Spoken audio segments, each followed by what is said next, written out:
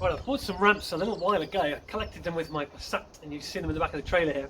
They're car restorers ramps. You're meant to drive the car up onto them, then tilt them over, and you can work on the car. I'm going to have to adapt them to fit to this. Let's enlist the help of Mrs. Laws and go fetch them.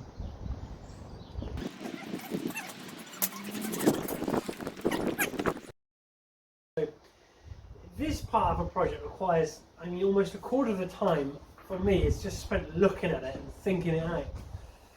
I'm thinking, I raise the side up, take both wheels off, slot something into there with a leg on it, and then drop it onto that leg.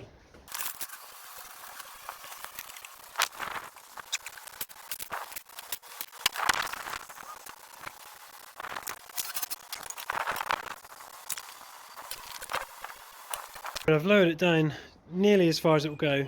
The rolling road is still not sloping enough to match the angle of the ramp, as it is, so I'm going to have to modify the ramps, which is fine.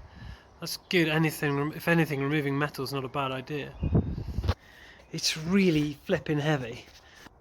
No, I can't do that at a showground on a field. That's never gonna work. Okay, I've spent some time pondering and looking at it. I think I'm able to make some decisions now. And I've ordered some bits off eBay, so I'm going to show you those when they get here, which is probably really soon. For now, I know I'm not happy with using a jack. I could do with getting it lower, maybe the drum's pretty much close to touching the ground, and that would be as much as I need. So I've already learned quite a lot today. I'm pretty confident that I'm not going to have to hard attach these, because this thing is so damn heavy, and when it's on its own feet, which will be at all four corners, it will be very nice and sturdy. And if I need it, I can attach one downward bar to the lower edge and then up to the top edge here. I'm pretty confident these are going to need modifying, cutting out there, and that's fine. The more material I take out them, the better. And I've got a fairly good idea how I can attach them at this end now with a nice secure bolt. So a lot of looking at it and measuring and finding things.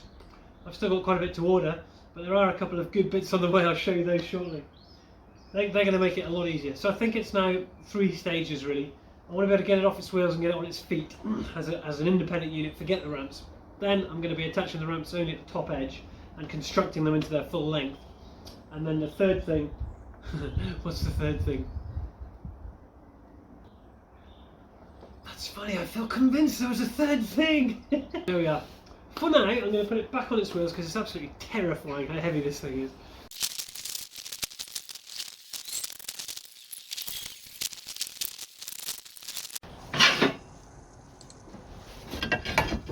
Here we go, folks. It always starts with some rusty metal. We'll have that grinder.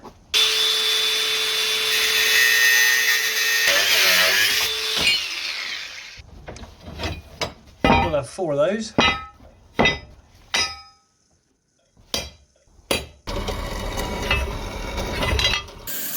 Very nice. Now I've got to translate these holes to the rolling road.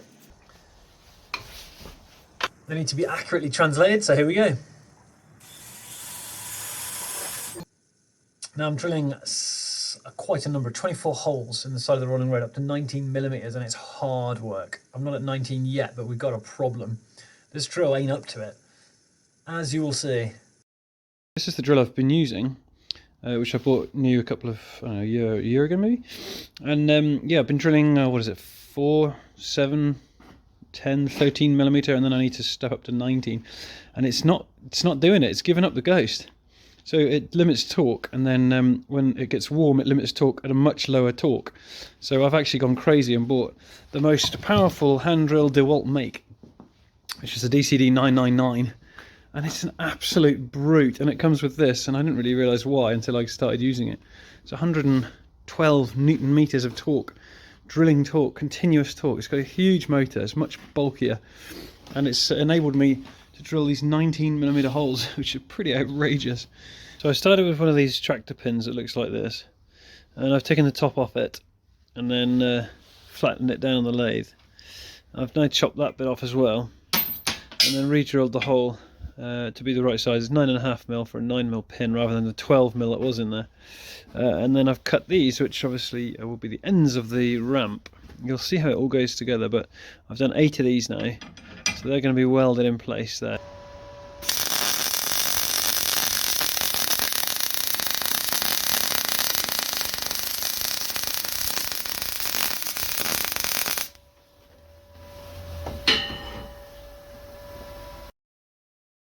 So these are the ramps. This is where I got the material for the ramps from. So these will be the bridge pieces which connect to the rolling road. So I've got everything prepped. These can now be welded on here.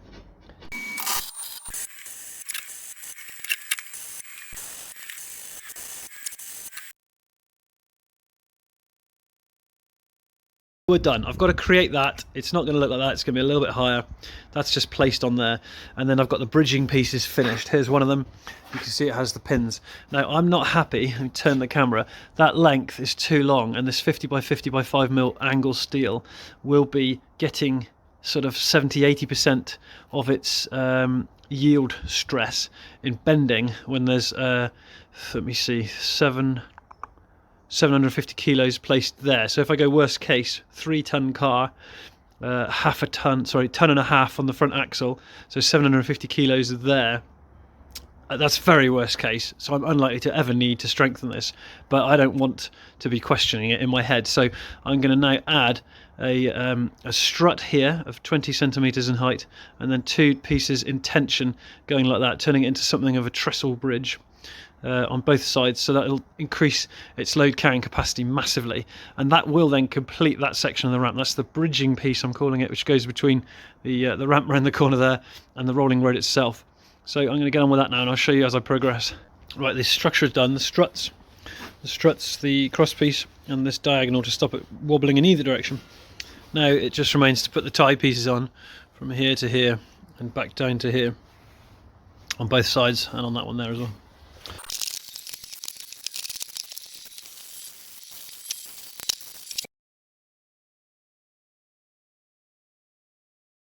So that is those two all finished. That's the stage 3 done. Next thing is these 2 tops now, which are that's loose still. Next thing is to make those basically. They need to be a lot taller than that. And then the ramps are done. I'm going to do what I know all of you would do.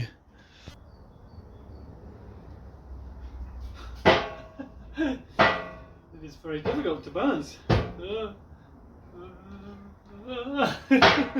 Right, stop it. You got work to do. There we go, cutting these bottoms apart. There's a lot of material I don't need on here, so I'm going to recreate those uprights. This piece of ramp has been quite difficult to do. I've used the floor here and the cupboards to mock it up, so that's in exactly the right position. 39 centimeters from here to the floor, because it's on its side, you see, and 66 centimeters from this top surface down to the floor, which is the cupboard at the moment. It's taken me a long time, but I've finally got the right angles now. So the lower ramp here will hitch on directly above the end of this base, and that's fine. I've done some calculations. It would require that ramp to be 11 centimeters back before a 3-ton car would flip this up. So directly above is absolutely fine. It's only 39 centimeters up, but the front end, where the weight's going to be sat for long periods of time, I want it sloped back, and you can see it's sloped back now, so that's supported well within the footprint of that ramp. That angle is what took forever to figure out, and I've kept all this stuff on the top here so that this remains nice and square, and I'll cut that off and attach the ramp when I've welded it solid. So for now I'm going to weld the second one on, matching the angle of that, then weld up those solid, and then I can put the ramp on top, and I think then the bulk of the thinking is done. The rest of it should just be attach and add braces basically. So I've got it all mocked up now. The angles are correct here, the lengths and the cut on that angle steel is all correct. It's ready to go really. So the next one's on the bench. I've mocked it up already, and I'm going to try now and attach it. Very satisfying to get it buzzed in. When everything's done, all the calculations are done, finally you're just adding strength, and it's just more welding and cutting, but a lot less thinking involved, which is quite nice really.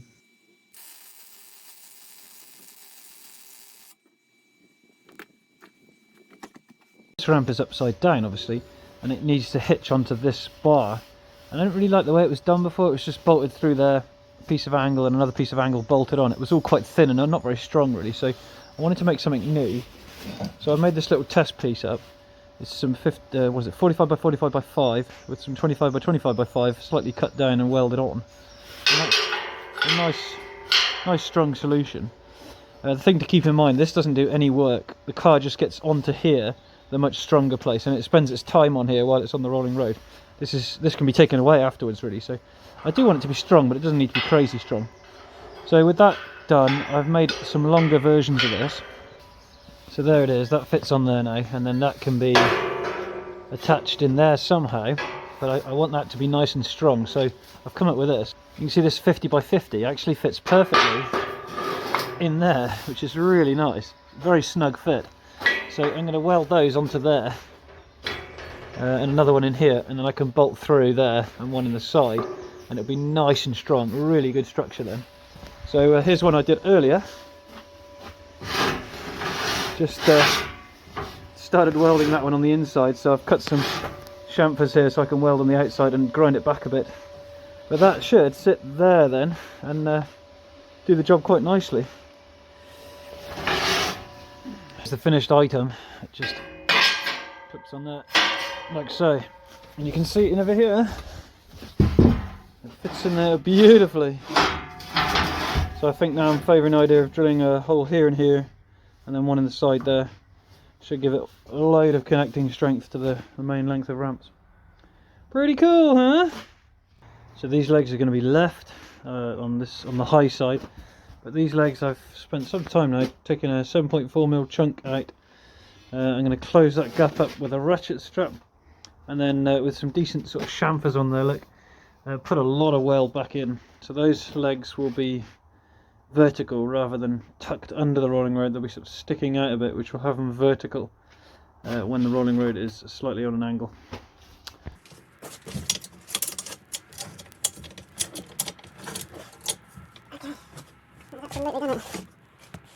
There we go, they're tucked in place now, and using the inclinometer,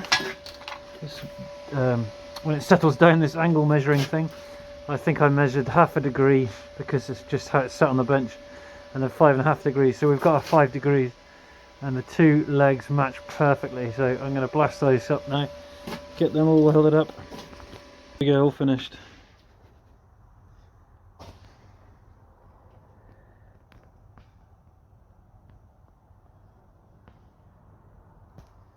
Ready to go.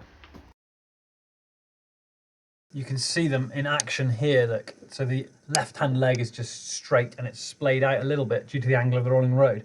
And the right-hand leg, I have put the kink in it so that it's splayed out again from the rolling road, giving it a nice wide footprint, and it's nice and stable. There's no weight really hanging over the outside. Wait, what? Did you put an electric car on there? Whose is that?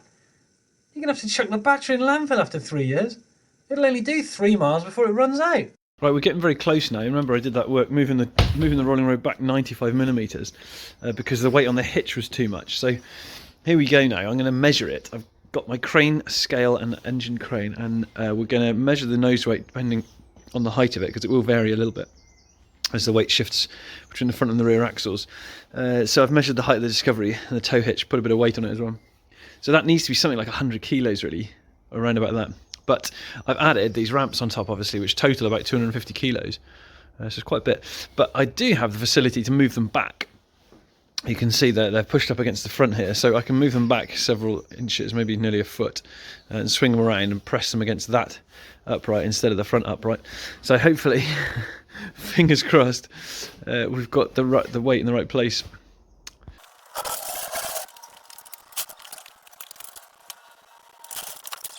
So you can see I can get my crane scale out now, and it's a nice bit of kit this. I've used it quite a bit now, it's really useful. And I can basically measure the weight on that hitch at different heights. So measure, drop it, measure it, drop it, and I wrote a list of all the different nose weights and against the height. So in the usual Lawrence fashion, I've made a graph of all the heights with the ramps forward and with the ramps back. So now when I've got it on the vehicle, I can see exactly where we are. So some of them are wildly out of limits, and some of them are way too low, in fact, as well. So I think I was looking for between 100 and 150. But it moves when you hitch it up. The back of the Discovery goes down a little bit because of that little nose weight. So I need to actually hitch it up on level ground and see where it is. Go listen to that sweet sound of that V8. It's time to get it out of the garage and then just set that ride height. That's it for this video, folks. Essentially, that rolling road is finished. In the next video, we use it.